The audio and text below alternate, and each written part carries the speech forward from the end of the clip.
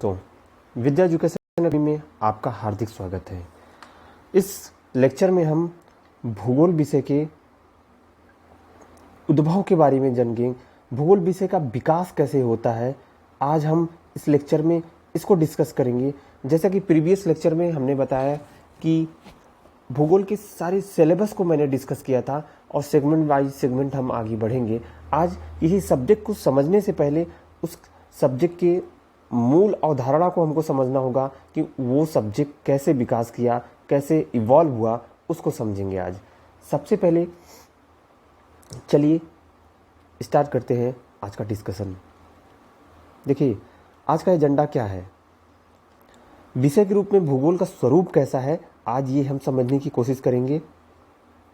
सबसे पहले भूगोल के बारे में जानते हैं कि जियोग्राफी, जिसे हम जियोग्राफी बोलते हैं, जियोग्राफी दो शब्दों से मिलकर बना है, जियो प्लस ग्राफी। जियो का मतलब होता है अर्थ या पृथ्वी, और ग्राफी का मतलब होता है अध्ययन करना या वर्णन करना। तो यहाँ पर जियो का मतलब पृथ्वी और ग्राफी का मतलब वर्णन करना। भूगोल का जो रूट है, इसकी टाइमोलॉजी है, इसी सब से मिलकर बनी है। फिर आगे हम देखेंगे इस उद्देश्य क्या है।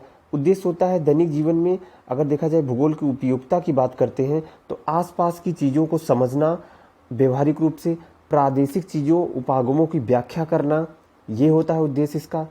दैनिक जीवन में भूगोल को देखें तो जनरली ये बोला जाता है भूगोल को प्रायः मानचित्र निर्माण और अध्ययन की कला के रूप में जाना जाता है। आगे चलते हैं। देखिए, अगर भूगोल के विकास के बारे में हम देखें तो कैसे भूगोल आज इवॉल्व हुआ। भूगोल सबसे पहले अगर देखते हैं तो भूगोल का जन्म जो होता है वह यूनान में होता है। यूनान, जरा मैप में हम यूनान पे नज़र डालते हैं। 1 मिनट। देखिए, आज जो ये ग्रीस दिख रहा है, इसे ही यूनान कहा जाता था। पहले यही यूनान कहा जाता था।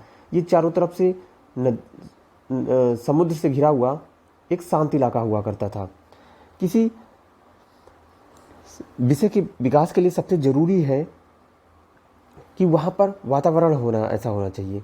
जो यूनान था पहले, यूनान चारों तरफ से सी से घिरा था। चलिए हम समझते हैं कि क्या कारण है कि यूनान में ही अनेक विषयों का जन्म होता है और सभी विषय समय के साथ वहाँ इवॉल्व होते हैं।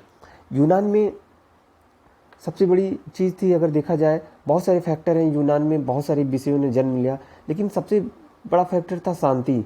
वहाँ पर समृद्धि थी, वहाँ पर बाहरी शत्रुओं से कोई खतरा नहीं था, जिसके कारण वहाँ के जो विचारक थे, जो चिंतक थे, वहाँ पर दर्शन ने जन्म लिया, वहाँ पर पॉलिटी ने, राजनीति विज्ञान ने जन्म लिया, वहाँ पर विज्ञान ने जन्म लिया, वहाँ पर मैथ में बहुत सारा योगदान यूनान ने दिया, और जियोग्राफी, हिस्ट्री, तमाम ऐसे सब्जेक्ट ह्यूमैनिटी के वहाँ पर इवॉल्व होते हैं। इसका कारण, सबसे बड़ा कारण था शांति, सुरक्षा। क्योंकि देखिए, शांति चारों तरफ से इसलिए थी कि चारों तरफ से समुद्र से घिरा था, बाहर शत्रुओं से कम खतरा था। सुरक्षा भी, वहाँ पर शांति इसलिए थी कि बौद्धिक व्यक्ति के लोग वहाँ पर निवास करते थे।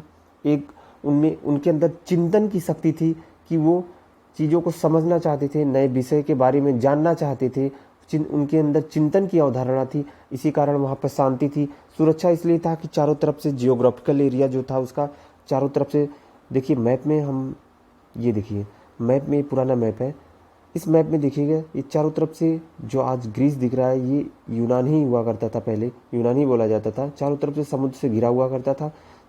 इस कारण यहाँ पर सुरक्षा प्राकृतिक रूप से प्रदत्त थी, जिसके कारण ही यहाँ पर अनेक विषयों ने जन्म लिया। चलिए आगे डिस्कस करते हैं। प्राचीन काल में अगर हम देखें, प्राचीन काल में होमर, हेरोडोटस, थेल्स, अरस्तु और इराटोस्थनीज जैसे कई यूनानी भूगोलवेत्ता थे, जिन्होंने भूगोल के विकास में बहुत महत्वपूर्ण योगदान दिया। और इन भौगोलिक चिंतनों को भी हम अलग अलग क्रम में बांट सकते हैं। अगर इन्हीं भूगोलविद्ताओं के बारे में बात करें, अगर हम चिंतन की बात करते हैं, चिंतन का मतलब जो विषय के बारे में चिंतन करता है, चिंतन, चिंतन का मतलब है चिंतक ही चिंतन करता है। अगर भूगोल में देखें तो बहुत सारे काल विभक्त है चिंतनों के आधार पर। जैसा कि थोड़ा सा ब्रीफ व्यू हम दे देते हैं, जैसा कि प्राचीन, चिरसंवत काल, ये देखिए सबसे पहले ये समझना जरूरी होगा कि ये कालक्रम जो बांटा जा रहा है, इस आधार पे आज का एजेंडा क्या है, पहले ये समझना जरूरी है। आज का एजेंडा है कि भूगोल का विकास कैसे हुआ, तो उसी क्रम में मैं ये समझाने की कोशिश कर रहा हूँ कि भूगोल में जो चिंतन आए वो कहाँ से आए, उसका कालानुक्रम क्या है। उसमें सबसे पहला है प्राचीन चिरसंवत काल। इसे प्राचीन शास्त्रीय काल भी कहा जाता है। 600 ईसा पूर्व से 300 ईस्वी तक, 300 ईस्वी तक ये काल माना जाता है। दूसरा है 300 ईस्वी से 700 ईस्वी तक।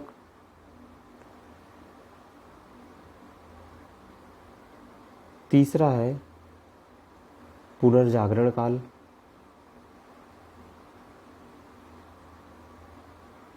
पुनर्जागरण काल 1200 ईस्वी से 1700 ईस्वी तक। और फिर फोर्थ आता है नवीन चिर संवत काल। नवीन चिर संवत काल, इसका काल क्या है, 1760 से 1860 ईस्वी तक। फिर फिफ्थ है अन्वेषण युग। इसका काल है 1700 से 1800 ईस्वी तक। देखिए जो अब इसी के आधार पर, इसके पहले मैंने डिस्कस किया कि हेरोडोटस, प्लेटो इत्यादि जो यूनानी भूगोलवेत्ता ग्रीक हुए, जो ये प्राचीन चिर संवत काल के ही थे, प्राचीन चिर संवत काल के ही चिंतक थे, जिसमें कि होमर, थेल्स, हिकैटियस,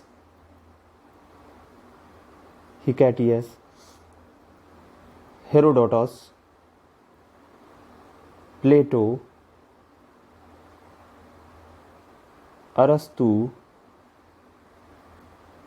थियोफ्रेस्टस,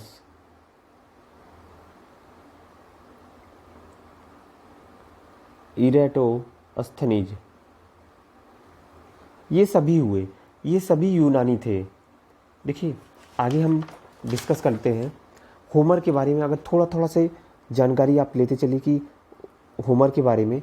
होमर ये यूनान के पहले विद्वान थे जिन्होंने ओडिसी नामक पुस्तक लिखी और कविताओं के माध्यम से बताया कि सूर्य को, इन्होंने ये बताया कि कविताओं के माध्यम से बताया कि सूर्य को समुद्र सरिता से उदय एवं अस्त होने का वर्णन किया। इनका ये मानना था, होमर का ये मानना था जो सन आज है, जिस सन की आज हम सोलर सिस्टम की व्याख्या करते हैं, होमर ये मानते थे कि सूर्य एक समुद्र सरिता है, एक समुद्र से वहां से ये उदय होता है। उसके बाद थेल्स के बारे में जानते हैं। ये सभी जितने ये होमर, थेल्स, एनेक्सीमेंडर, हेरोडोटस, हिकैटियस, ये सभी प्राचीन चिर संवत काल के चिंतक हैं और इन्होंने ही थोड़ा थोड़ा बहुत जानकारियां कलेक्ट की और धीरे धीरे भूगोल विकास के पथ पर आगे अग्रसर हुआ। ये थेल्स जो थे ये मिस्र के थे, मिस्र, इजिप्ट, और इन्होंने गणितीय भूगोल में काफ़ी योगदान दिया। देखिए अगर गणित के बारे में बात करते हैं तो मिस्र में ही पिरामिड है, वहाँ से ये होता है कि उन लोगों को ज्यामिति का ज्ञान था। तो यहाँ पर थेल साहब जो थे इन्होंने ज्यामिति, इसी कारण इन्होंने ज्यामिति भूगोल का जनक भी कहा जाता है। किसको? थेल्स को। और सर्वप्रथम इन्होंने सूर्य ग्रहण की भविष्यवाणी की थी, थेल्स ने ही। ठीक, आगे हम एनेक्सीमेंडर के बारे में देख लेते हैं। एनेक्सीमेंडर, देखिए यहाँ पे हम केवल थोड़ा थोड़ा इम्पोर्टेंट जो व्यक्ति हैं जिन्होंने कुछ कंट्रीब्यूशन दिया है भूगोल में, उनके बारे में हम चर्चा करेंगे। सभी पॉसिबल नहीं है सभी के बारे में चर्चा करना। एनेक्सीमेंडर ये थेल्स के शिष्य थे, ये थेल्स के शिष्य थे और इन्होंने थेल्स के कार्यों को आगे बढ़ाया और थेल्स को जैसा कि पहले भी बता दिया था कि थेल्स को गणितीय भूगोल का जनक भी कहा जाता था। आगे इनके बारे में ये है कि इन्होंने बताया कि पृथ्वी की परिधि के 27 गुना दूर सूर्य तथा 18 गुना दूर चंद्रमा है, अर्थात पहले विद्वान जिन्होंने सूर्य एवं चंद्रमा की दूरियां मापने का प्रयत्न किया।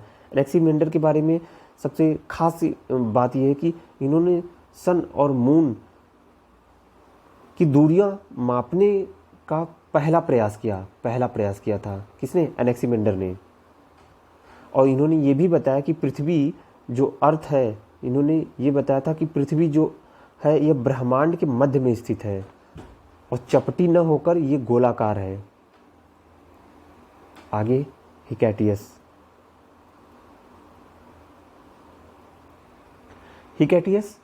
इन्हें भूगोल का पिता भी कई जगह बोला जाता है। और हिकैटियस इन्होंने जस्पीडियस नामक बुक लिखी जिसका अर्थ होता है पृथ्वी का वर्णन। इनकी बुक फेमस है जस्पीडियस, और इस बुक जस्पीडियस का मतलब होता है पृथ्वी का वर्णन। आगे हेरोडोटस। देखिए हेरोडोटस, इन्हें इतिहास का पिता भी कहा जाता है और इन्होंने सबसे पहले यूरोप, एशिया, लीबिया के बारे में मानचित्रों से बताया, इन महाद्वीपों के बारे में बताया था। और हेरोडोटस ने सबसे पहले नील नदी के मुहाने पर डेल्टा को बताया और लाल सागर के बारे में भी हेरोडोटस ने सबसे पहले ही बताया था।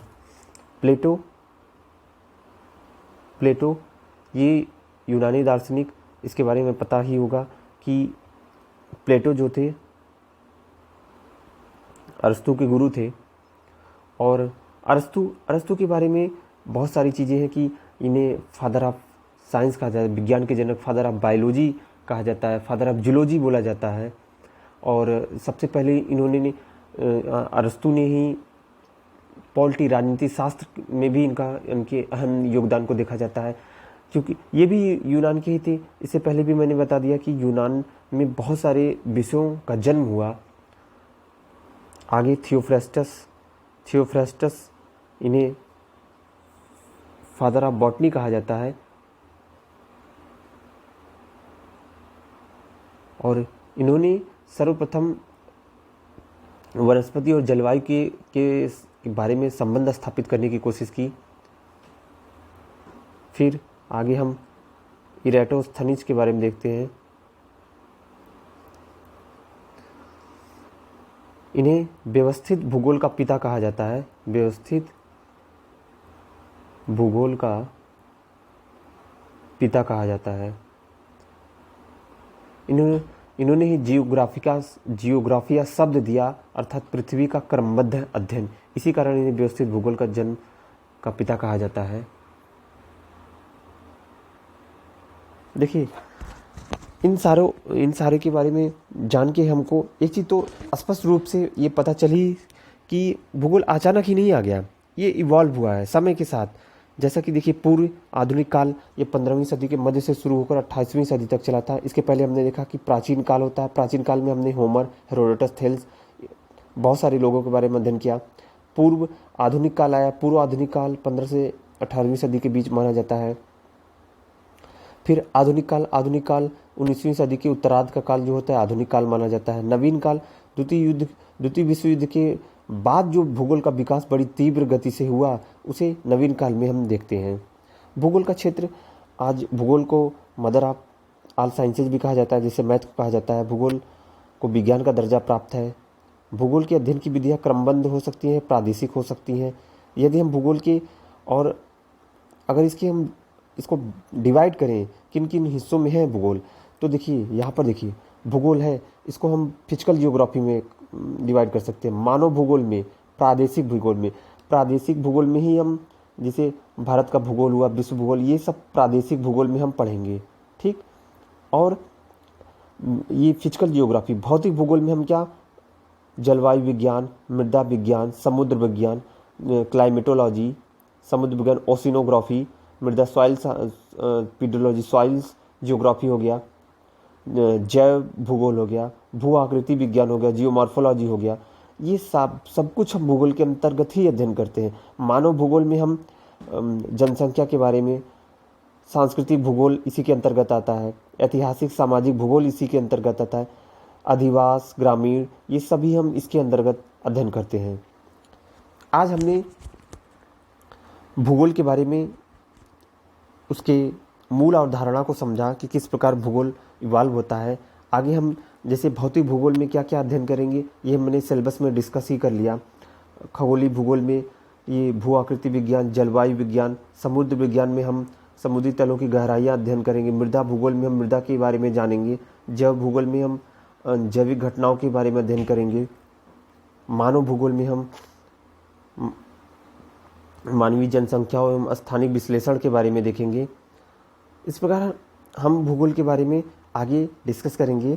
आज के इंट्रोडक्टरी लेक्चर में बस इतना ही, और इसको आप मूल अवधारणा को समझने के लिए, किसी विषय के बारे में समझने के लिए सबसे पहले आपको ये पता रहना चाहिए कि वह विषय कैसे इवॉल्व होता है। तो आज के लेक्चर में बस इतना ही।